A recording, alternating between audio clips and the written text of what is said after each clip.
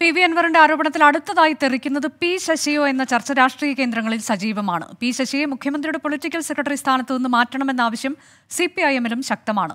വിവാദങ്ങൾക്കിടെ P V Anwar നാളെ മുഖ്യമന്ത്രിയെ കാണും.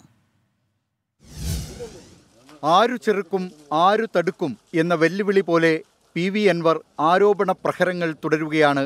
ആദ്യ പ്രഹരമേറ്റത് പത്തനംതിട്ട SP S സുജിത് ദാസിന്, അടുത്തത് ADGP MR അജിത് കുമാറിന്. ഇനി ഊഴം മുഖ്യമന്ത്രിയുടെ പൊളിറ്റിക്കൽ സെക്രട്ടറി പി ശശിക്കാണോ എന്നേ അറിയേണ്ടതുള്ളൂ. പി ശശി പരാജയമാണെന്നും മുഖ്യമന്ത്രിയെ കുഴിയിൽ ചാടിക്കുന്നെന്നും പറഞ്ഞത് പി വി അൻവർ. പോലീസ് ഉദ്യോഗസ്ഥർക്കെതിരെ അന്വേഷണത്തിനും നടപടിക്കും മുഖ്യമന്ത്രിക്ക് കഴിയും. ആരോപണ വിധേയർ സർക്കാർ ഉദ്യോഗസ്ഥരാണ്. എന്നാൽ പി ശശിയുടെ കാര്യത്തിൽ CPIM-ന്റെ രാഷ്ട്രീയ തീരുമാനം വേണം. മുമ്പൊരിക്കൽ കണ്ണൂർ ജില്ലാ സെക്രട്ടറി സ്ഥാനത്ത് നിന്ന് തെറിച്ചതാണ് പി ശശി. പിന്നീട് ശശിയെ തിരികെ എത്തിച്ചത് പിണറായി വിജയനാണ്.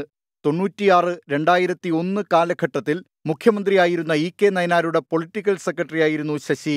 രണ്ടാം പിണറായി സർക്കാരിന്റെ തുടക്കത്തിൽ പൊളിറ്റിക്കൽ സെക്രട്ടറിയായിരുന്ന ദിനേശൻ പുത്തലത്ത് ദേശാഭിമാനി ചുമതലയിലേക്ക് പോയതോടെയാണ് പി ശശി മുഖ്യമന്ത്രിയുടെ ഓഫീസിലെത്തിയത്.